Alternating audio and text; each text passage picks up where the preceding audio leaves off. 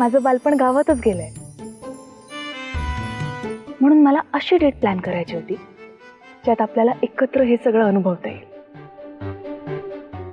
म्हणून मग हे सगळं प्लॅन केलं. अरे वा, भारी हुशार आहात की तुम्ही. काय म्हणा आणखी वाढ, आज काय गोड दिसत होता तुम्ही. ही नऊवारी साडी, कानातलं नथ, चंद्रकोर, खरंच खूप गोड दिसतंय. माझी मराठमोळी बायको. तू पण काही कमी नाहीये. लय रुबाबदार दिसतोय. मग आणि ते ट्रॅक्टर चालवताना तर एकदम भारी.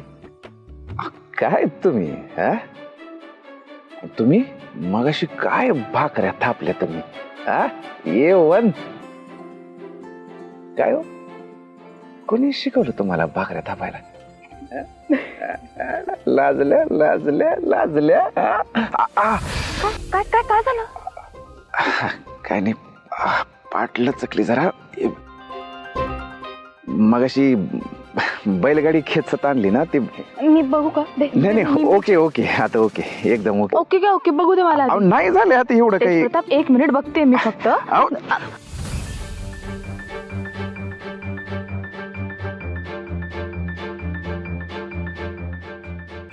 आता भारी वाटायला लागलंय. काय आज त्या हौदाजवळ कमरेवर कळशी घेऊन चालताना काय दिसत होता तुम्ही. असं वाटत होत की भर उन्हात टपोर चांदणं चालत चाललंय.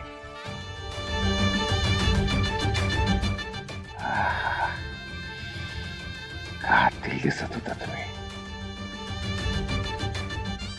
खरंच. निष्पता, मी खूप छळणार आहे आज तुला. छळलं म्हणजे मला तुमचा एवढा राग आला होता, एवढा राग आला होता, एवढा राग आला होता, मी बोलणंच बंद करणार होतो. जेव्हा तुम्ही मला धनी अशी हाक मारली ना, सगळा राग असं बर्फावानी वितळून गेला. खरंच सॉरी. काय तुम्ही सॉरी कशाला म्हणताय? पण एक कायम लक्षात ठेवा, परत अशी चेष्टा कधी करू नका. कारण तुम्ही आहे, मी आहे. प्रॉमिस. आणि यानंतर मला तुझ्यापासून लांब जाऊ देऊ नकोस. कधीच नाही. तुम्ही माझं काळीच आहात, माझ्या सोबतच असणार ऑलवेज. शब्द आहे आपला. पण खरंच आजचा दिवस मधावाने गोड होता. हो का?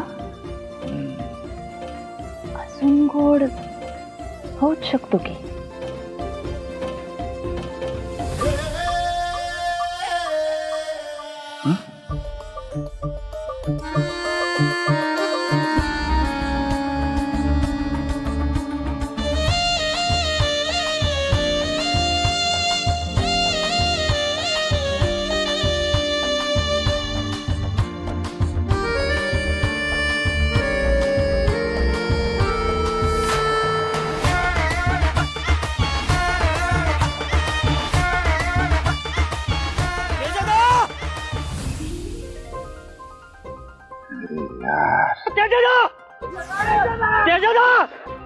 एवढा असतो ना थंडर सोबत, पण मला थंडरचाच आवाज यायला लागलाय.